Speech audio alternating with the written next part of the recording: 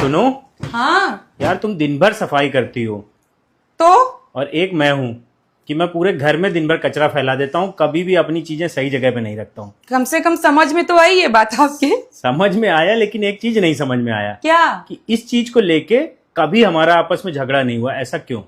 क्यों झगड़ा होगा आप बताओ ना। आप ड्यूटी जाते हो, घर आते हो, थके हुए होते हो, आपको याद ही नहीं रहता कहाँ रखना है कहाँ नहीं रखना है। बच्चे स्कूल जाते हैं, स्कूल से इतने थके हुए आते हैं, उनको याद ही नहीं रहता कहाँ रखना है कहाँ नहीं रखना है। छोटे छोटे बच्चे, और जिस घर में पति बच्चे होंगे गंदा तो होना ही है घर ना, परिवार जहां पर साथ में होगा।